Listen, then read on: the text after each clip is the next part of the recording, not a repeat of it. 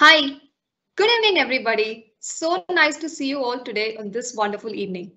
Thank you for joining us here on this exclusive series of sessions that we are launching only for our hand-picked young leaders in textile industries.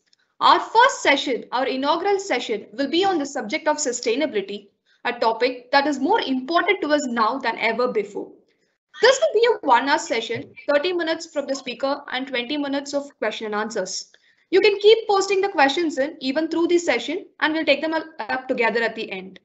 To introduce our speaker of the day, let me invite Mr. Natarajan, Vice President Grasim Industries, India's sales head, someone most of you would have spoken to or interacted with. And thank you, Mr. Natarajan. We are glad to have you here and over to you, please.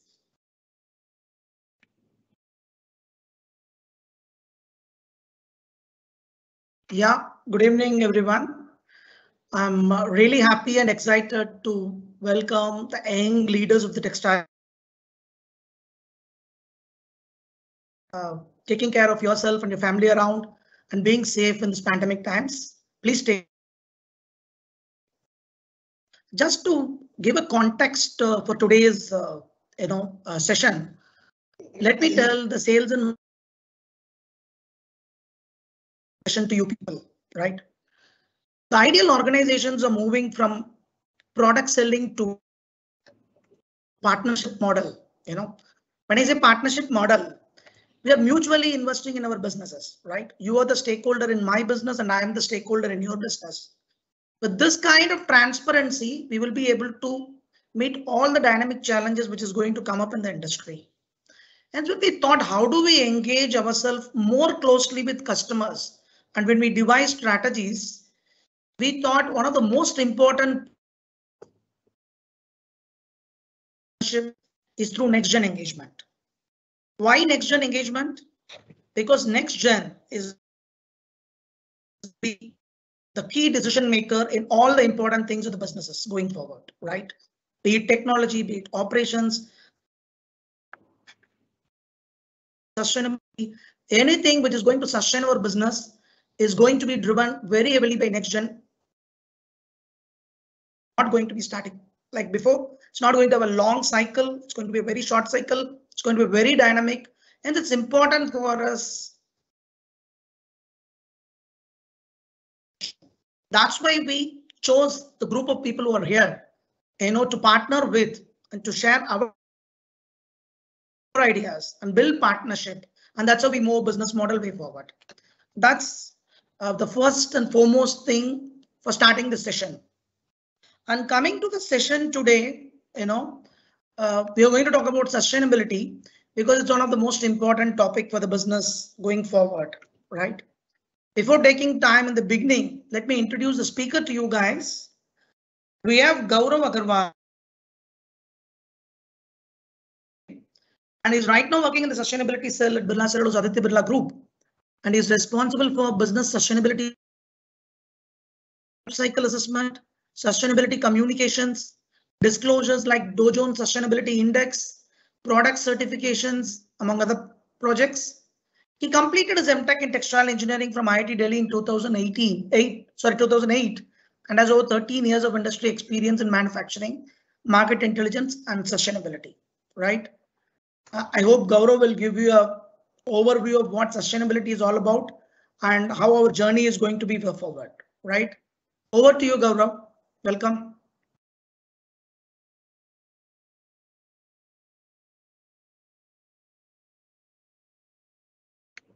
Good evening, everyone, and thank you, Mr. Natarajan, for that introduction. So, this topic is a very, very, I must say, in vogue right now, and I'm happy that I will be presenting this inaugural session to our esteemed next generation entrepreneurs. So, to set the context for the session, we should start with what is sustainability. So, in general, the sustainability is defined, the ability of any system to endure and be healthy over the long term. Having said that, this this statement implies that sustainability concept has evolved over the years, and its scope and boundaries also ever increasing. Traditionally, this started having a reactive approach to managing waste and emissions of organizations used to do, and which later transformed into a proactive and structured approach to managing environmental impacts. The next phase evolved into considering economic and social impacts too, in addition to environment. And the current trend of this wave, I must say, is more of the entire value chain, along with the workplace issues or the societal issues that we are facing today. So in this journey of sustainability, businesses across the globe play a critical part, as businesses are the main driving force for the world economy and the global development.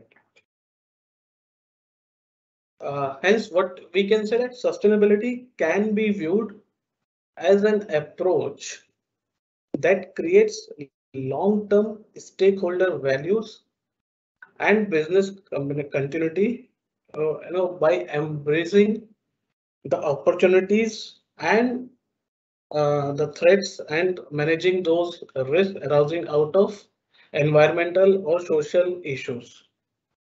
So, given the context, let me invite you all for a quick poll. Please click on the menti.com and enter this code.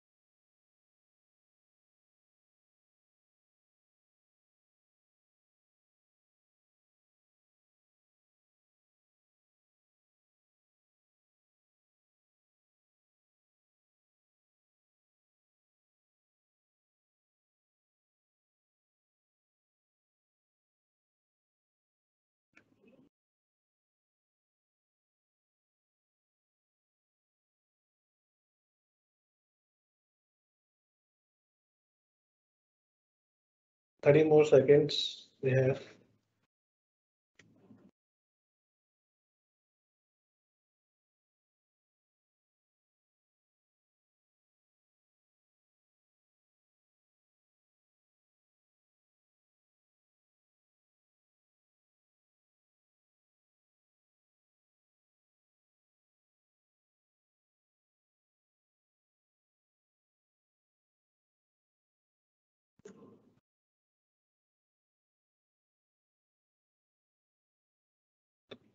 I think we can close the poll.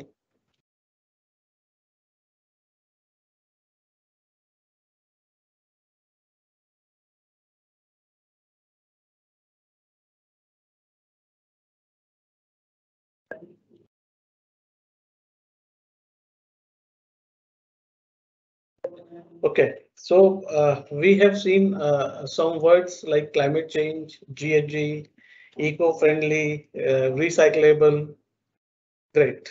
So uh,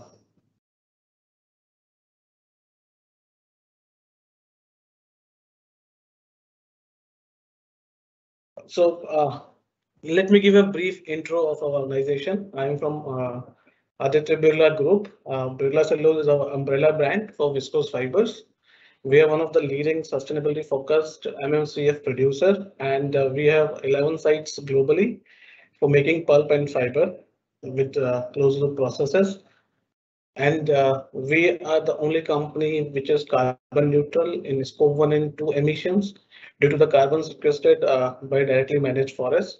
We will see more on this later in the slides.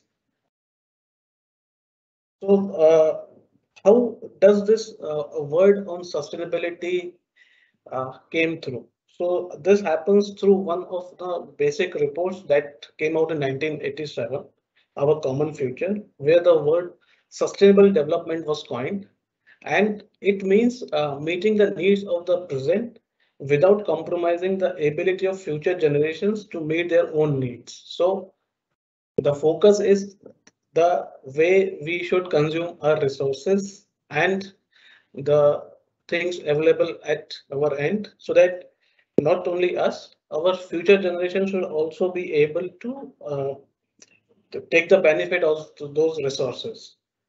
And so in this context, we every year see what is called as Earth Overshoot Day. So where we see how fast the resources of Earth we are consuming. And slowly, what it infers is that we need now 1.5 times the Earth for our needs. And this is where the concept of sustainability was born. The next thing that we will be seeing is on global warming. But before that, there are three small, definitions. One is on the weather.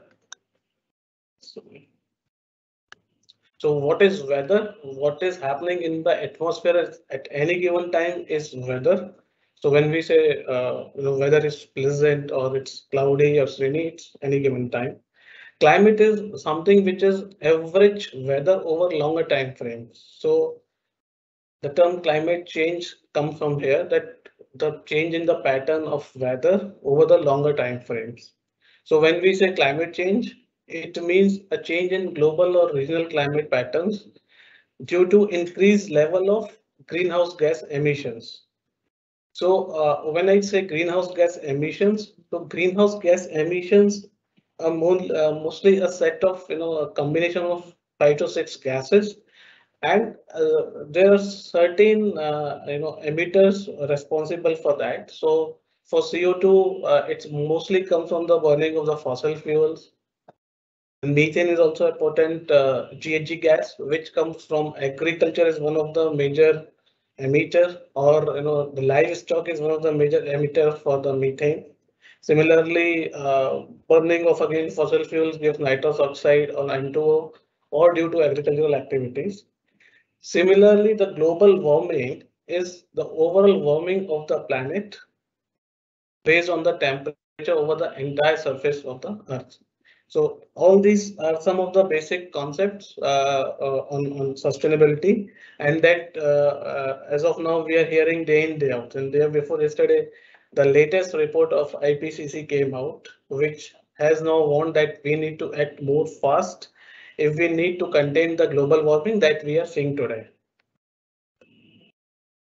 So this graphic is a very the change in the landscape or the global risk that we are facing today. So from 2010 to say 2020 or 21, last one decade, how the global risk perception has changed in terms of likelihood and in terms of the impact it can have. So if you see, none of the risk that we see now were existing a decade back.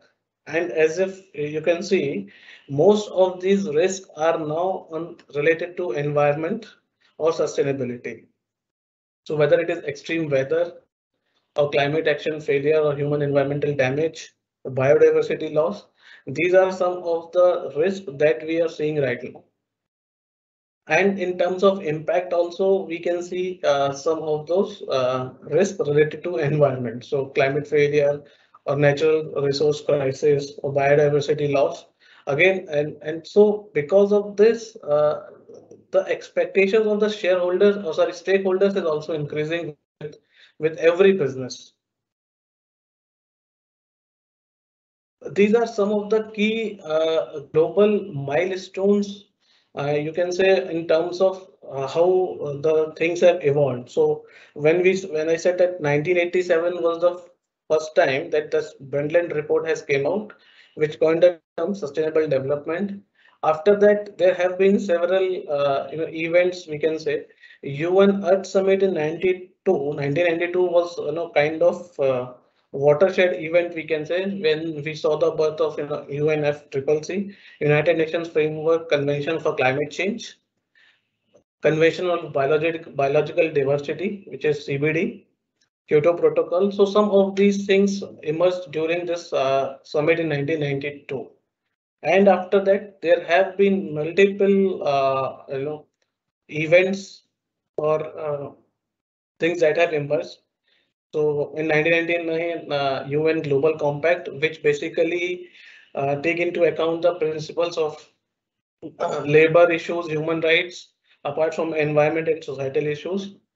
2002 GRI, which is Global Reporting Initiative, was formed, and it published the guidelines for sustainability reporting.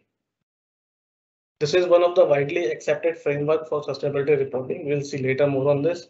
Similarly, there are some other things that we come across most of the time is SDGs, Sustainable Development Goals. So they came into 2015, and these are a set of 17 goals till 2030 for a more sustainable world. Similarly, soon we will be having COP26 in 2015. Sorry, we have Paris Agreement at the end of 2015, where all the nations of the globe have been asked to reduce GHG emissions, and there will be a follow-up summit in Glasgow in later this year. So, having seeing all this sustainability and hearing why businesses should engage in sustainability. The key question is, why should we? So there are different levers, like there is some pressure, there is a push for that, and because of this, there are certain advantages. So investor community is looking for the work that we are doing as a company or as an organization, and how we are taking care of all the sustainability issues, which in short they called as ESG, which is coming after this. Similarly, the pressure basically is coming from some of the government policies, government actions, or civil society expectations are increasing, where there are activists who are looking towards us as a business and doing good for the society. Some international standards and guidelines like GRI, we have said. Supporting all these things can be on a corporate governance at our company or the development frameworks.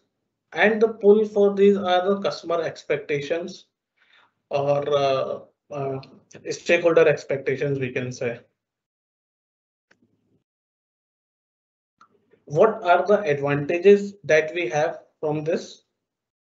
So when no one, there are several advantages. Suppose assets to capital. So when we need to have some capital as our own company, when we look for investment, now people are asking for our ESG scores. So if we have a public disclosures on ESG, it is more easy to have access to capital. People will be more aligned, or I mean, finance institutions will be more aligned to work with you, because you have mapped your financial and non-financial risk, and you have a framework to mitigate those risks. So as a Grasim, we also do ESG disclosures in Dow Jones Sustainability Index every year. And next comes innovation. So when we do innovation which takes care of the larger picture in terms of societal advantages or some social change, this adds to the bottom line of the company. If we say one of our products, if it helps in saving you your water, your energy, your chemical, you will be more happy to work with those products and with us, because it will help in saving your resources and improving your bottom line. Brand and reputation. Currently, as I mentioned, stakeholders are very active now. You must be knowing that many NGOs are now working and they keep a tab on the activities of the corporates. So once a simple mistake can dent the reputation of a business. Regulatory compliances must have, and there are many year on year they are getting stringent. Customer expectations, no doubt, with the rising awareness, customers are now asking many things from us. They want to understand the entire landscape of our business, how we are sourcing, how we are manufacturing, what is the impact of our operations, all these things. The next topic I would like to cover is on ESG. So we have been listening to ESG reporting a lot, and this is a very brief description of what is ESG. E stands for environment, S for social, and G for governance. So environmental component of ESG is actually how we are exposed and managing our risk related to climate change or natural resources or pollution or the waste that we create. So if we say natural resource, so that if we are working towards something and we can save water, or we are working towards some technology so that our water consumption can be reduced over the time. And we have been able to demonstrate that. Just a simple example. Similarly, in terms of pollution, how are we taking care of, say, air pollution? So what technologies are we implementing so that our contribution or our air pollution from our factories or our organizations can go down. The S or the social component relates to the company values and business relations. So it mainly comes from the kind of labor issues or health and safety, quality, safety for the employees and the product safety, and how we are taking care of that. So safety has become a very major challenge and a reputational risk also for the businesses. So any issues with the safety or the product safety for that matter, if the product is not safe in use, that may also lead to a reputational risk first and also losing the business over the time. G stands for governance and basically relates to the corporate governance of a company. How we are, the corporate governance of the company is taking those issues as they come and mitigating any fear among the stakeholders and taking care of company's reputation in that way. So at the end, if you can see, our PM has in one of the global investor roundtable has said that now investors are looking for companies with high ESG score, and with that we need to focus going forward on the ESG. So it's a little bit more elaborated what we see in the last slide and decoding on ESG, that what are the environmental issues that we face or the social challenges and the governance issues. So on the environment side, the climate change or air and water pollution, biodiversity issues, because many businesses are related directly to the biodiversity, say the business of coal or the cement, they have a direct impact on biodiversity because of the mining they do. Similarly, in our industry also it is related because we have a product which comes from forestry. Social issues like labor relations or employee safety or working conditions have become a very important agenda in many forums, and people are looking towards us that not only the profitability and other things, but we also need to take care of the social issues that are arising right now. Governance, as I said, that corruption and bribery, business ethics, risk, and other things. And all these criteria, help in the long-term value creation of the organization. So this only adds to the value of the organization if we take these issues and take care of, with this with a right framework. So some of the benefits of integrating ESG is long-term value, stakeholder relationship. So better, when people know that we have a better ESG framework and we are working towards improving that, we will have a more better relation with our stakeholders, and stakeholder encompasses everyone now, not only customers or investors, the local communities, your employees, everyone. Risk management. Doing ESG or following the framework of ESG also helps us in understanding the risks that are evolving or the risks that we already have and how we can future proof our business. Innovation, we have seen that how innovation can help in in increasing the business value, improve decision making, and market differentiation. So if we have a better product, better reputation, we'll definitely have a competitive advantage. Now coming to India, where all these things what we have seen is the concept of sustainability or reporting or ESG. Coming to India, so if you see uh, this area of the globe is where uh, much, or we can say almost 40% of the population resides than the rest of the globe, and hence India is one of the countries which will be hit due to climate change, and we are already seeing this. We are seeing a flood in one region and a drought in the other. We are seeing extreme heat in one region and and uh, and flood in the others. So these are some of the issues which are impacting, and global warming or sustainability is not a regional issue now, not now. It is a global issue and we have to think in that direction. So we cannot say that if India is reducing its emission, it will be safe. No, it won't be. It has to be a collective action by all the nations of the globe.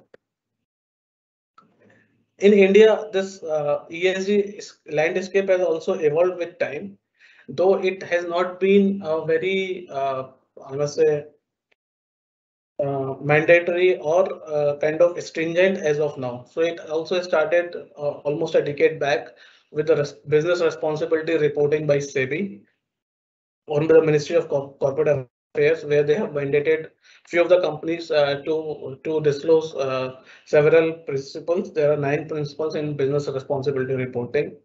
Then SEBI advised for an integrated reporting, and recently they have come up with a changed version or a very enhanced version of business responsibility and sustainability reporting, which is BRSR, and this will be mandatory from next year onwards. And this year it was voluntary, but this will become mandatory for the top 1,000 companies, listed companies in India. Similarly, India is also a party to Paris Agreement, where we have committed to reduce our GHG emissions by 30 to 35% below 2005 levels, and India is doing well in that, as per the recent data in the news that we have seen. But still, as I said, if we are doing that, doesn't mean that we are safe from this. It is not a regional issue anymore. So unless and until all act together, and we have seen that when President Trump, former president of US, has exited from this Paris Agreement, but with the change in administration, they have again joined Paris Agreement and now working towards reducing their emissions or towards carbon neutrality. So we have seen some announcement from US and China to be carbon neutral by 2050 or 2060. There are many things that are going towards reducing fossil fuel consumption in terms of electric vehicles. So there are many steps that countries and organizations are taking to reduce their impact. The last part of this section is sustainability report, and it is after seeing all this, it's a very simple thing that whatever we are doing in managing our risk and opportunities, whether it is related to environment or social, it is an account of that in terms of a certain framework.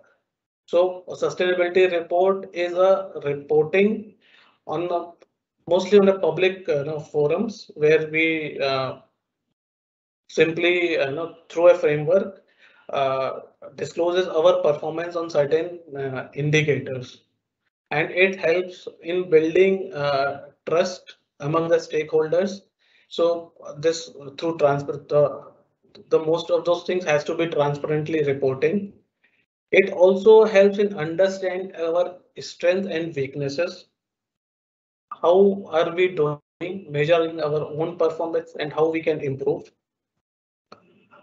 And Birla Cellos has published two sustainability reports, which are available on our website, which are publicly available. Global reporting or GRI is one of the globally recognized framework for sustainability reporting. There are others also. I will just touch upon this. This is one of the most widely used framework. And in India, sustainability reporting is still a voluntary exercise. However, in many European nations, it is a mandatory exercise. So there are, as I remember, uh, in some countries, it is like when they publish their annual report. So within a month or together with they have to publish their sustainability reports also. Now, coming to our industry, which is fashion and textile industry, and something which is considered as one of the very polluting industries globally. So this is a screenshot or some statistics. The link of that report is given here. Uh, so based on some of the studies, if we can see this, the production of textiles has doubled or the consumption has grown doubled in the last 15 years.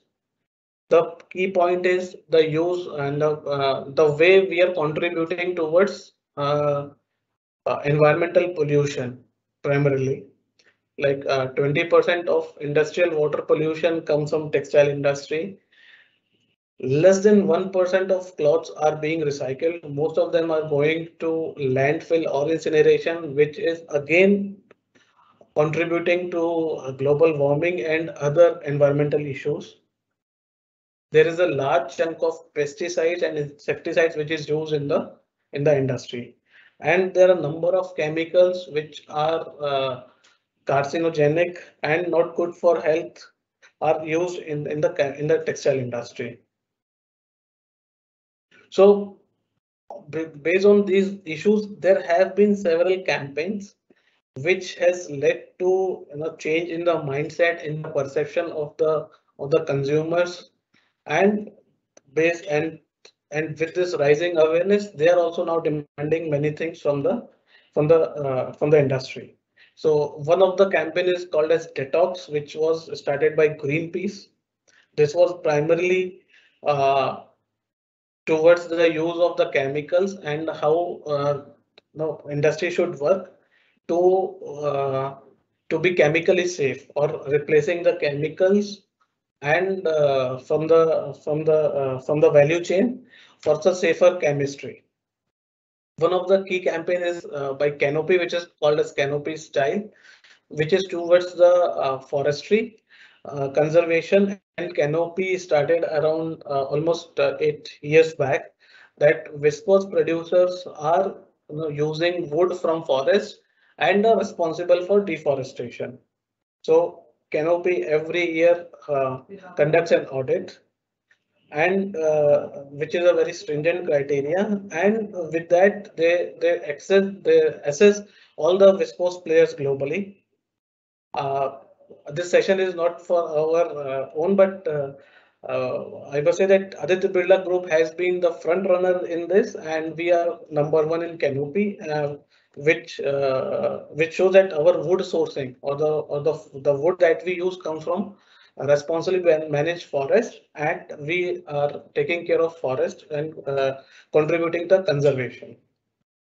Some of the recent campaign has been on the fossil fashion, which is like the most of the brands are using polyester as a fiber or synthetic fibers, and this is contributing again towards environmental pollution. As we see, the polyester is a fiber which comes from fossil fuel, and this may take a century or more. Just a brief comparative between three basic fibers that we use: cotton, MMCF, or the viscose, which are man-made cellulosic fibers, and polyester. So if you see, based on the origin and the impact of natural resources, the key issue that comes with the polyester is the end of life, where viscose biodegrades in 4 to 6 weeks, while polyester may take a century or more than that.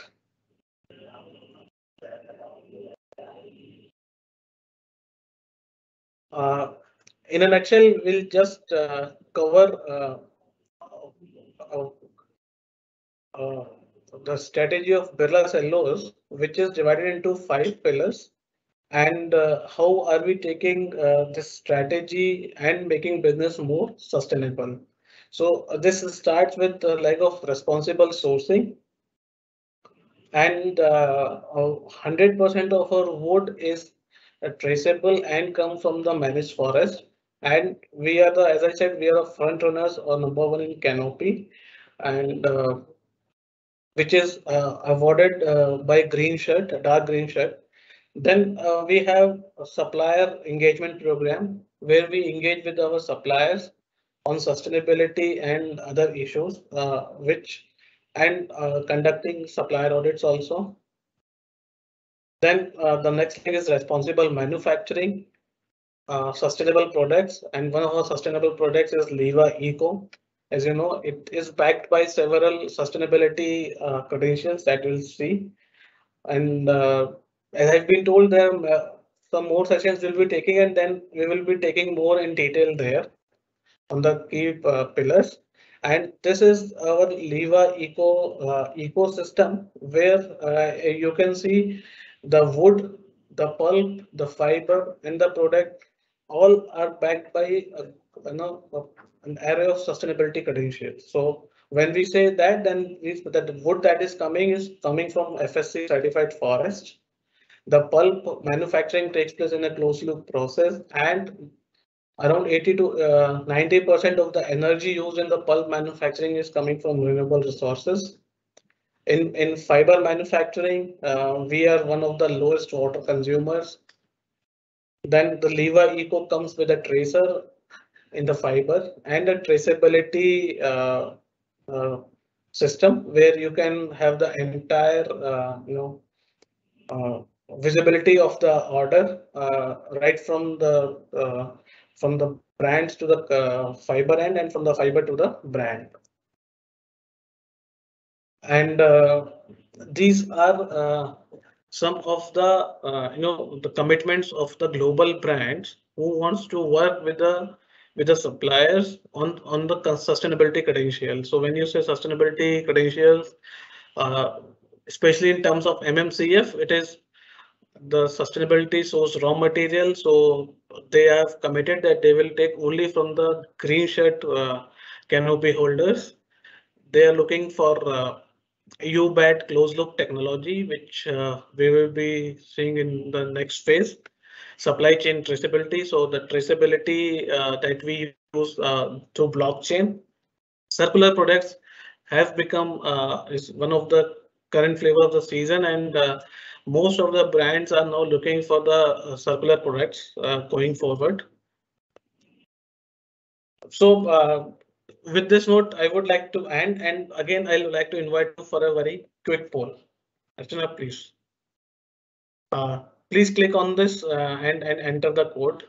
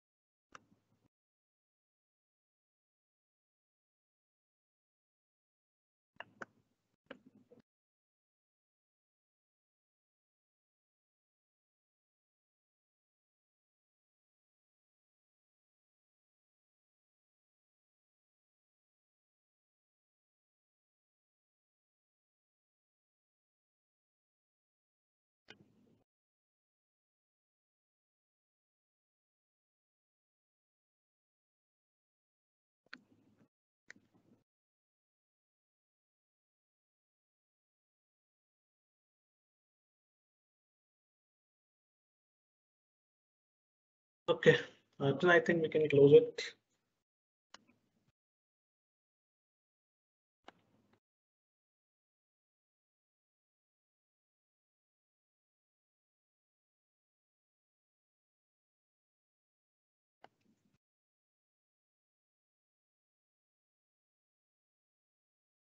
Thank you all for joining, and Yeah, thank you, Mr. Gaurav, for this really engaging, wonderful session. I think you've given us all a quite an amount of detail to process. I think it was a very thorough journey, starting from what climate changes and why sustainability, moving on to reporting, and how textile industry fits into all of this. So we have some questions coming in. I think we can take a few. We do have some time for a few questions. First question would be, what are the best practices that Indian textile value chain can follow to reduce environmental impact? See, as a value chain, textile value chain, the major issues that we can, comprehend is uh, coming from the raw materials sourcing, where there has to be very, uh, uh,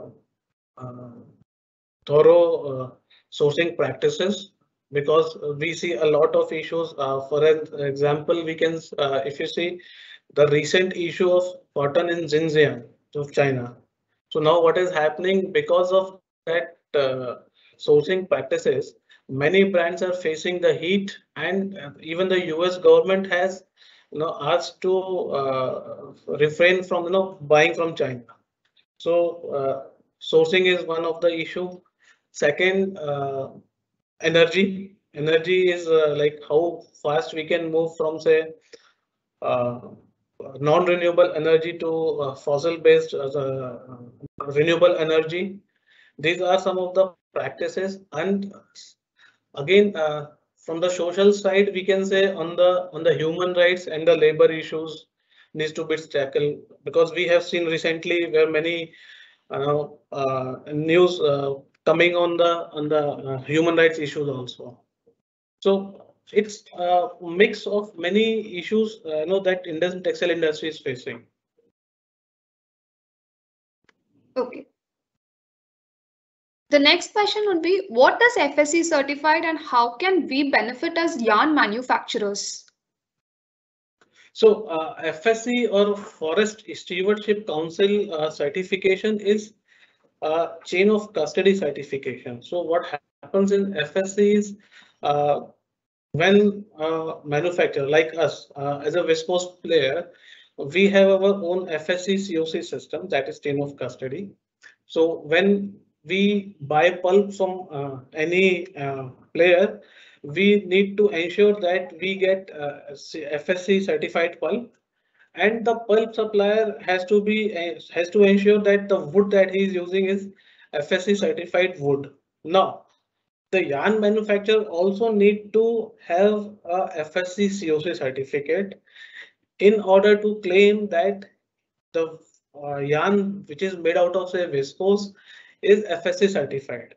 Else the chain gets break. So as it is a chain of custody.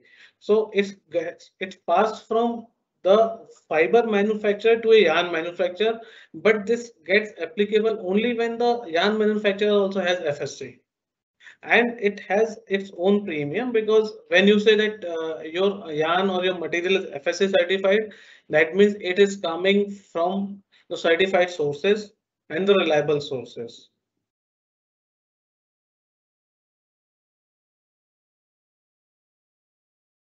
Okay.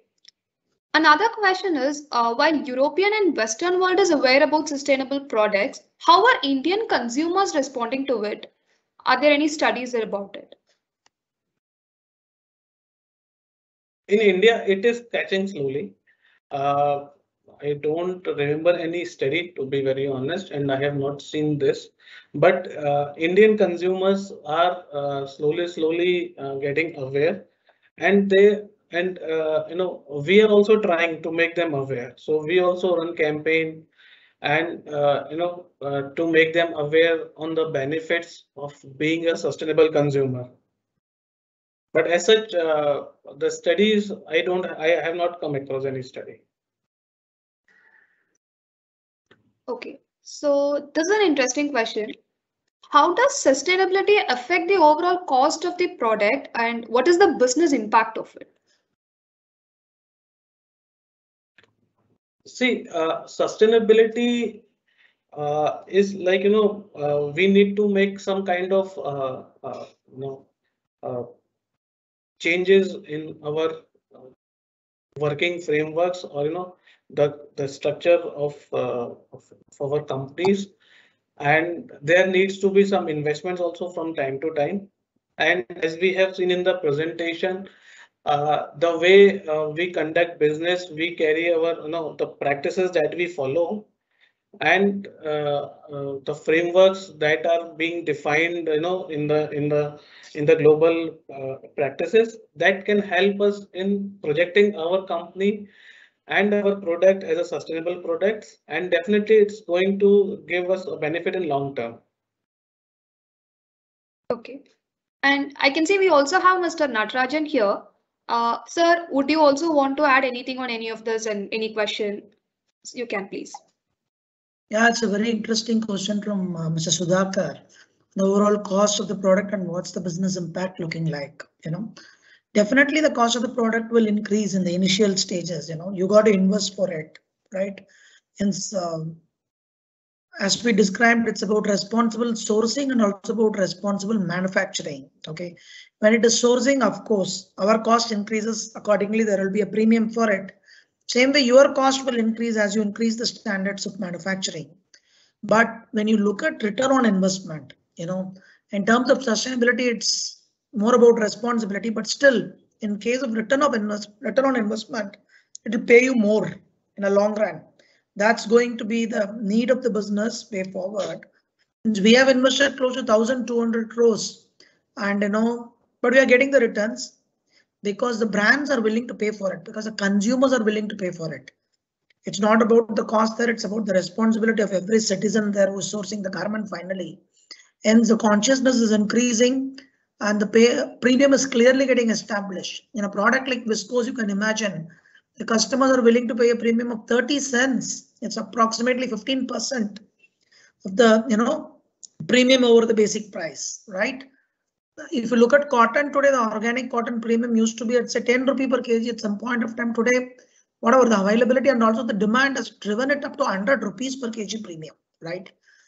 In viscose, we have seen an upswing up to 50 cents. The brands were willing to pay for it. And in this pandemic time, it's very dynamic, and we cannot establish a number right now. It's going to give you premium. It's definitely important to invest, and the cost will increase, but the returns will be much more than your cost over a long period of time. Yeah.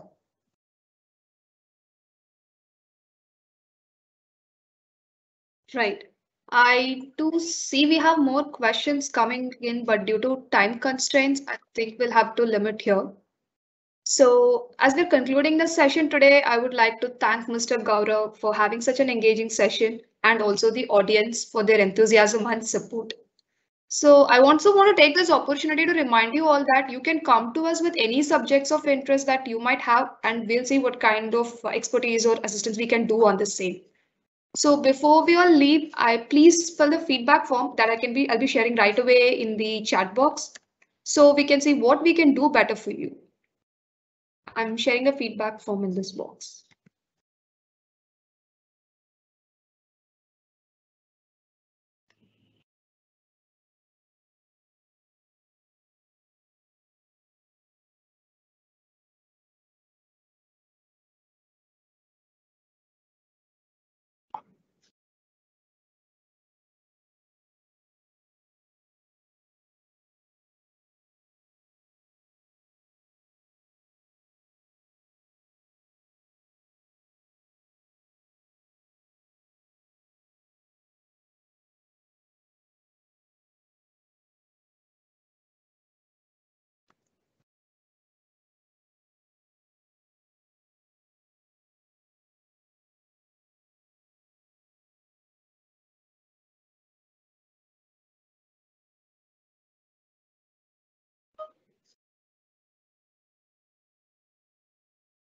Yes.